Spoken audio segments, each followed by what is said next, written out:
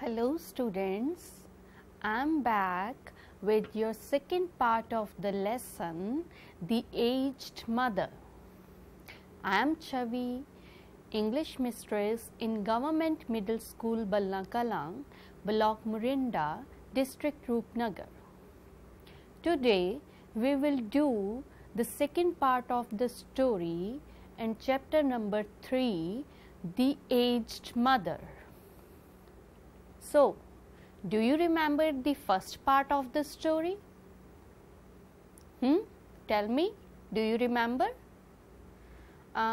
Okay, let me check whether you remember or not. For that, we will do the recapitulation of the first part of the story. Let's start. Fill in the blanks with suitable words on the basis of the reading of the previous part of the story. The story happened at the dash of the mountain where a poor dash lived in a country called dash with his aged mother whom he dash. Their place was governed by a dash leader who sent the announcement of dash all dash people, which was not common then.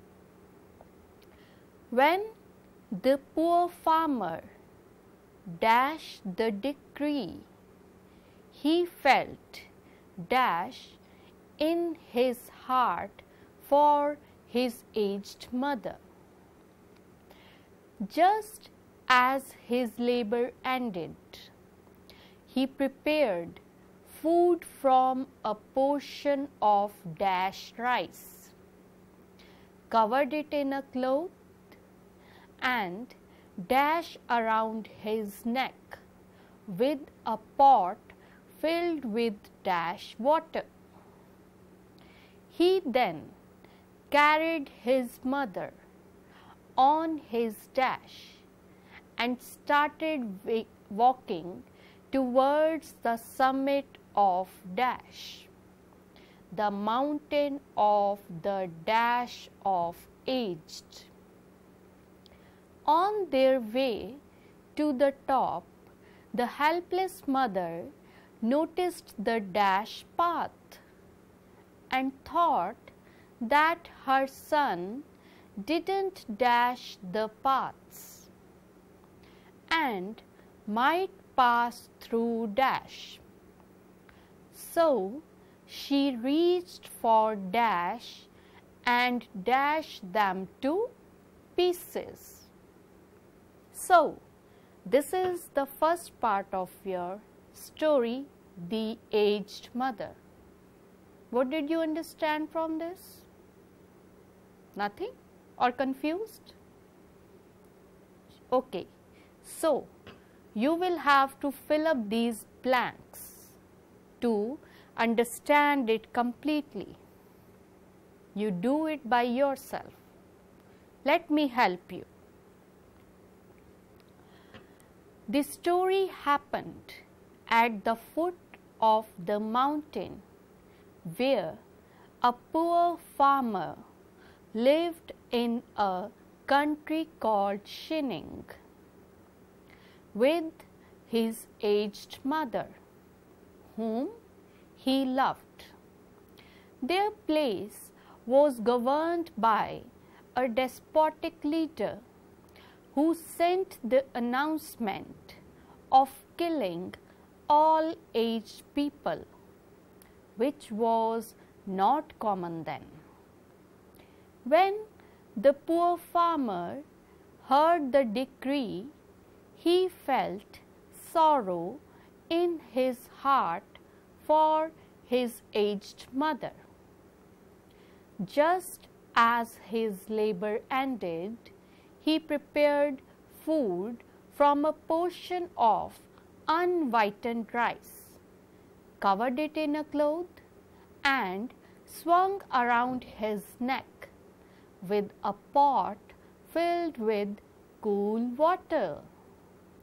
He then carried his mother on his back and started walking towards the summit. Obetsuama, Obetsuama, the mountain of the abandoning of aged. On their way to the top, the helpless mother noticed the reckless path and thought that her son didn't know the paths and might pass through danger. So she reached for twigs and snapped them to pieces. So, students, now you must have understood it, right? Yes, this is the first part of your story which we have done earlier. So, we will read the further story in this part, okay?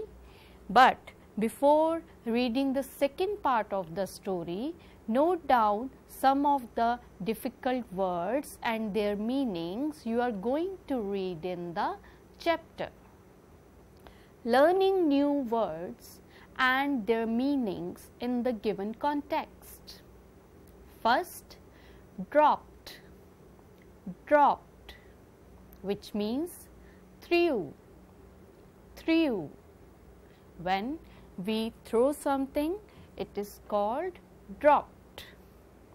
Second is narrow, narrow, which means a small width, a small width. Third is piles, piles, which means heap, mound. When we throw garbage on one place, there is a heap of garbage. You must have seen in your market, in your city. Next is weary, weary, which means extremely tired. Fifth one is heartsick, heartsick. It means you are depressed, depressed. Sixth one is pine, pine. It is the name of an evergreen coniferous tree. Seventh word is padded, padded, which means filled or covered with soft material. So, tell me one thing, what do you find in your house padded? Which thing is padded you use every day in your house? What is that?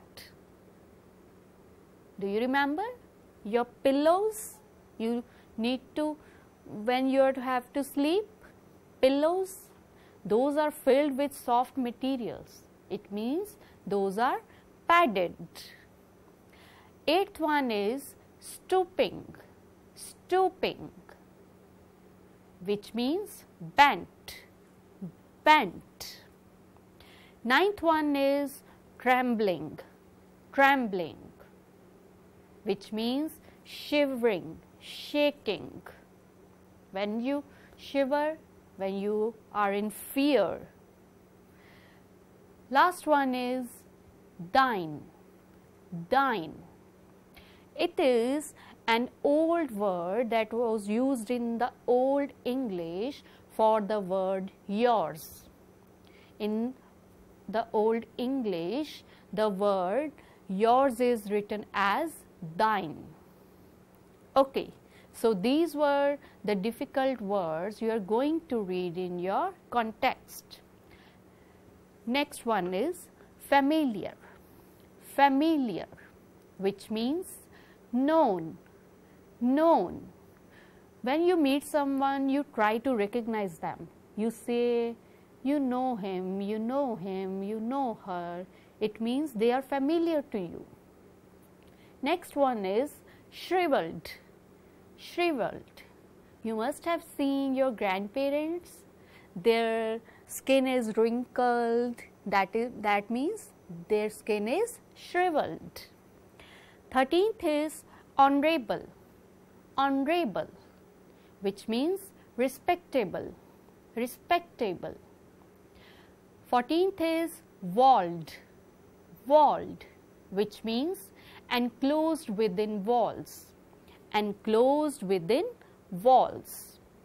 Next is closet, closet, which means hidden, hidden. 16th is discovered, discovered, which means located, located.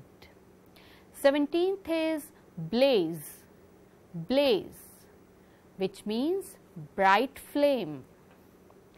18th is meditated, meditated, which means thought about, think deeply, thought deeply. Next is gravely, gravely, it means in a serious manner. 20th is abolished, abolished, it means to end up, to end up. It abolished means to stop doing that work, abolished, to end that. Sometimes we end some laws, we see the court or Supreme Courts or Parliament issue the orders to stop that law. It means they had abolished that law. And last one is frailty, frailty, which means weakness, weakness. So, remember these words and their meanings so that you can understand the second part of the story perfectly. Now, let us read and enjoy the second part of the story, The Aged Mother. She quietly dropped a handful every few steps of the way so that as they climbed, the narrow path behind them was dotted with tiny piles of twigs. You have read in the first part that the poor farmer's mother was breaking some twigs. What did she did with that? What did she do with those twigs? So this is what she does this with. At last, the summit was reached. Weary and heartsick, the youth gently released his burden and silently prepared a place of comfort as his last duty to the loved one. Gathering fallen pine needles, he made a soft cushion and tenderly lifted his old mother onto it. He wrapped her padded coat more closely about her stooping shoulders, and with tearful eyes and an aching heart, he bade farewell to his mother. So, when they reached there, he put his mother very gently on that surface. He tried to manage everything so that his mother is not hurt from anyone. But he has to go, and he was very unhappy. He was in pain at that time, and he said goodbye to his mother. The trembling voice of his mother was full of unselfish love as she gave her last instructions. His mother gave her his instructions. What was those? What were those instructions she gave? She said, "Let not thine eyes be blinded, my son." She said, "The mountain road is full of dangers. Look carefully and follow the path where you see piles of twigs. They will guide you to the familiar path farther down." So, his mother put on the piles of twigs on the way so that her son can remember the path. The son's surprised eyes looked back over the path, then at the poor old shriveled hands, all scratched and soiled by her work of love. His heart broke within, and bound to the ground, he cried aloud, "Oh, honorable mother, your kindness breaks my heart. I will not leave you. Together we will follow the path of twigs, and together we will die." Once more he shouldered his mother and hastened down the path to their little hut in the valley. When the poor farmer saw the love of his mother, he was not able to let her die. He took her back to home. He brought her back home. Beneath their kitchen floor was a walled closet for food, which was covered and hidden from view. There the son hid his mother, supplying her with everything she needed, continually watching and fearing she would be discovered. Time passed, and he was beginning to feel safe when again the governor sent forth messengers bearing an unreasonable order, seemingly as a boast of his power. Now the governor sent other announcement. His demand was that his subjects should present him with a rope of ash. He ordered to make a rope of ash. How can a person make a rope of ash? That is just a powder. So, the entire province of Xining trembled with fear. The order had to be obeyed. But how could anyone make a rope of ash?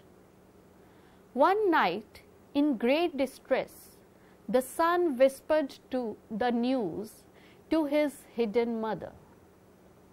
"Wait," she said, let me think. On the second day, she told him what to do. "Makes a rope of twisted straw," she said, "then stretch it upon a row of flat stones and burn it on a windless night." He called the people together and did as she had said. When the blaze died down, there upon the stones, with every twist and fiber showing perfectly, lay a rope of ash. The governor was pleased at the wit of the youth and praised greatly, but he demanded to know where he had obtained his wisdom from. "Alas, alas," cried the farmer, "the truth must be told." And with deep bows he narrated his story. The governor listened and then meditated in silence. Finally, he lifted his head. "Xining needs more than the strength of youth," he said gravely. "Ah, how could I have forgotten the well-known saying, 'With the crown of snow, there cometh wisdom.'" That very hour, the cruel law was abolished, as he realized that old age meant experience of life and not frailty. So, this was your story. Now, we will do some exercise. Put a tick on the option that brings out the meaning of the underlined word. You have done this earlier. Same is this.